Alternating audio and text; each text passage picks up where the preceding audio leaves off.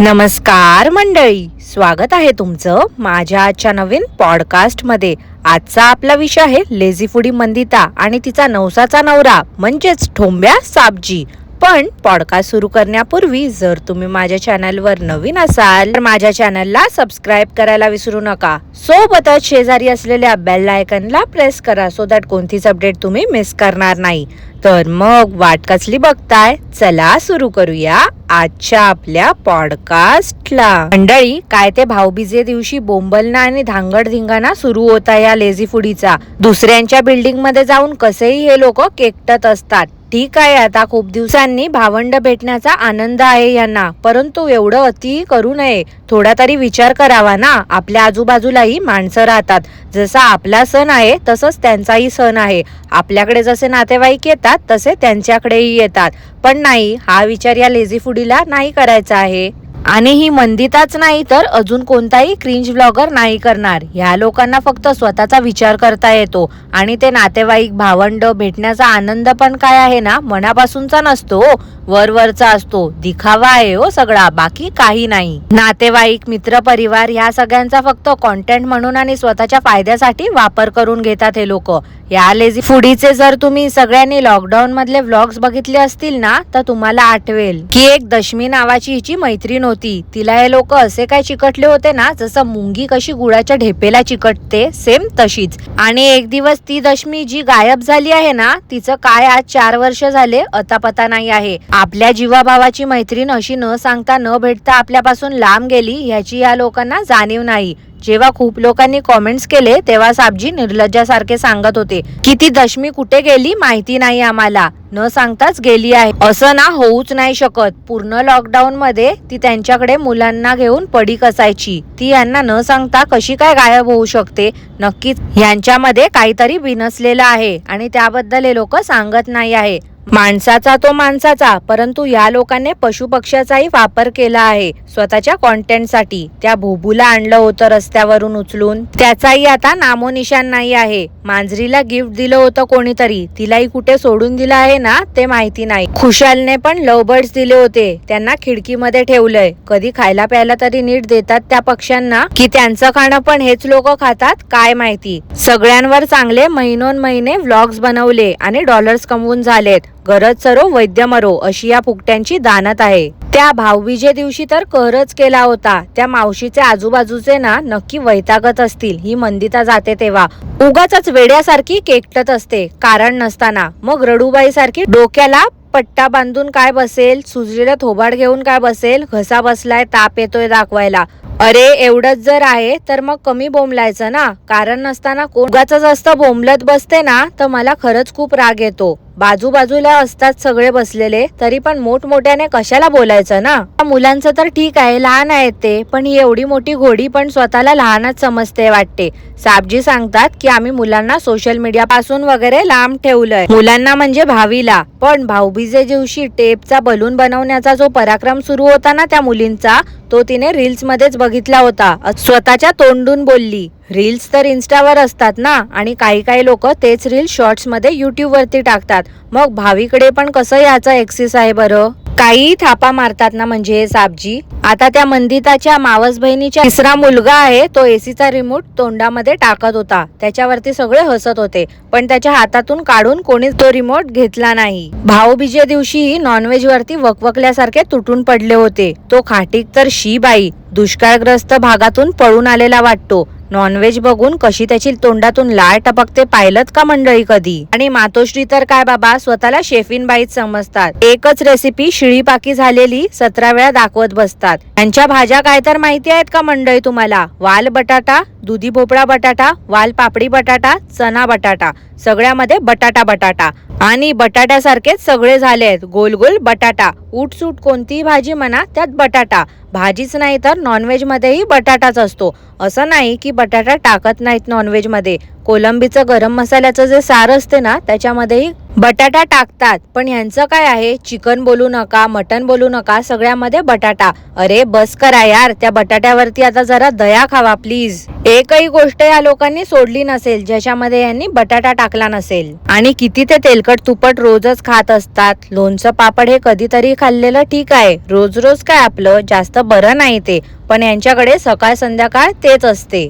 त्या संजूताईंना साबजी विचारतात काय हो ताई, पासपोर्ट आहे का तुमच्याकडे? तर त्या नाही बोलल्या. त्यावर साबजी बोलतात, अहो का काढा ना. मग मातोश्री बोलतात तिचा जीव माझ्यासारखाच मुलांमध्ये गुंतलाय. तर त्यावर साबजी बोलतात आपण लोक असेच घाबरतो, घाबरायचं नाही, लांब जायला, बिंदास जायचं. अरे ठोंब्या साबजी, तिला एकटीला कशाला नेतोस फिरायला? दोन्ही मुलांना आणि तिच्या नवऱ्याला पण ने ना. एवढं जर तू दानशूर आहेस ना, मोठा तू दिलदार आहेस, स्वतःला समजतोस ना, तर बघू काढ ना त्यांचा चौघांचा पासपोर्ट आणि त्यांना चौघांना ने फिरायला, तेही लांब कोणत्या तरी चांगल्या देशामध्ये. त्या ताईंना एकटीला कुठे नेतोय?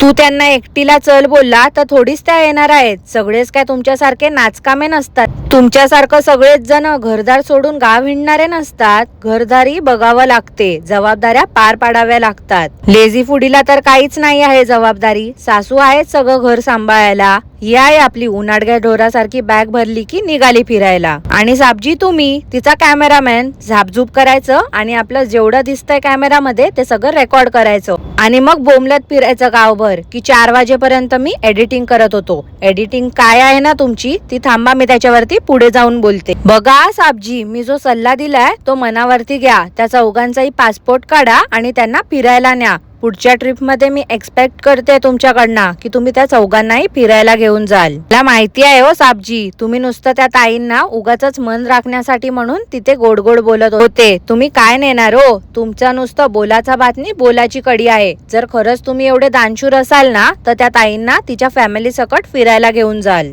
ह्या फॅमिलीचा प्रॉब्लेम काय आहे ना मला तेच समजत नाही. सुना त्या सुना, आता सासूही दुकान मांडायला शिकली आहे. बाजारात जायचं आणि स्वस्तातलं काहीतरी रस्त्यावरून उचलून आणायचं आणि घरी आल्यावरती दुकान मांडायचं.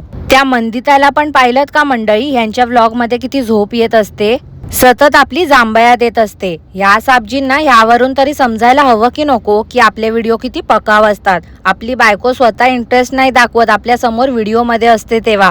व्हिडिओ मध्ये तिला स्वतःला झोप येते. मग बघणाऱ्या ऑडियन्सला किती कंटाळा येत असेल यांचे व्हिडिओ बघताना. ऑडियन्स किती बोर होत असेल ह्याचा कधी या साबजीने विचार केलाय का? आता त्या बल्ल्यानीच्या वडिलांनाही जाऊन 1 वर्ष नाही झालं, पण ती त्या ससुली सारखीच आहे. कशी काही दिवाळी वगैरे एवढं सजून धजून साजरं करत होती ना, मला आश्चर्य वाटलं. आणि दिवाळीच नाही तर वाढदिवस आणि खुबई ट्रिपलाही मेकओव्हर करून गेली आहे ह्या नाचऱ्या जोडप्यासोबत. उद्यापासून बघा आता या लोकांचे खुबई व्हिडिओज येतील, तिथे लोक 3 जण नाचकाम करत असतील. बल्ल्यानीचे वडील गेले तेव्हाही सोफ्यावरती बसून मुलाखत सुरू होती. मंदिता तर लिपस्टिक लावून शोक सभेला हजर होती आणि साबजींचे कारनामे तर जगजाहीरच आहेत. बल्ल्याने ढसाढसा रडत होती आणि ते झापझूप करून कॅमेरा मारत होते तिच्या चेहऱ्यावरती. खरं तर तेव्हाच समजलं होतं मला की या बल्ल्यानीला पण वडिलांपेक्षा डॉलर्स इम्पॉर्टंट आहे. ही तेव्हाच स्टँड घेऊ शकली असती, बोलू शकली असती, असे व्हिडिओ नका बनवू. पण नाही, ही स्वतः त्या व्हिडिओचा भाग झाली आणि दाखवलं की हिच्यासाठी पैसा इम्पॉर्टंट आहे. पैशासाठी ही पण खाली पडली आहे. आता खुबईला जाण्या अगोदर साबजीने ठाण्याच्या फ्लॅट वरती एक व्लॉग शूट केला होता आणि त्यामध्ये ती कथा उपडी झोपली होती बम वर करून. तर साबजी पाहिलं का कसे तिच्यावरती झूम करून करून कॅमेरा मारत होते. मी असं ऐकलं आहे की झोपलेल्या व्यक्तीला असं दाखवू नये, त्यात लहान बाळ झोपलं असेल तर त्याला दाखवूच नाही कधी. तुम्हीच सांगा मंडळी, एवढी काय ती हसण्यासारखी गोष्ट होती का? ठीक आहे, लहान मुलगी आहे ती, झोपली ती तशी उपडी. तिच्या झोपण्यावरती पण ह्या साबजींना आता डॉलर्स कमवायचे आहेत का? किती खाली पडणार आहे ते साबजी अजून. आणि त्याच व्हिडिओ मध्ये 18 मिनिट 33 सेकंडला बघा त्या भावीने मंदिताला 2 टपल्या दिल्या होत्या डोक्यात आणि मंदिता काहीतरी उलट सुलट बोलणार होती लेकीला. तितक्यात तिचं लक्ष गेलं झापझूप कॅमेरामॅन कडे आणि ती जे काही बोलायला जात होती त्यात ती तिथेच थांबली आणि ए जा अशी बोलली. त्यानंतर तिचं तोंड जरा फुगलेलं होतं. पूर्ण ट्रिप सुरू होईपर्यंत ती नीट वागतच नव्हती भावीसोबत. आता या साबजींच्या डोळ्यासमोर एवढा प्रसंग घडला तरी पण या साबजींनी एडिटिंग करताना काही बघितलं नाही का? मारे कौतुकाने सांगतात तर मी 2 वाजेपर्यंत जागा राहून व्हिडिओ एडिट करतो, मी 4 वाजेपर्यंत जागा राहतो. एवढं ती मुलगी आईच्या डोक्यामध्ये टपली मारते ते या साबजींना दिसलं नाही. या साबजींचे नक्की डोळेच आहेत ना की बटन आहे? नीट जर तो व्हिडिओ बघाल ना मंडळी तर तुम्हाला देखील समजेल तिच्या एक्सप्रेशन वरून ह्या लोकांचं रिअल लाईफ आणि रिअल लाईफ वेगळं आहे आणि हाच फरक अंधमंद भक्तांना समजत नाही.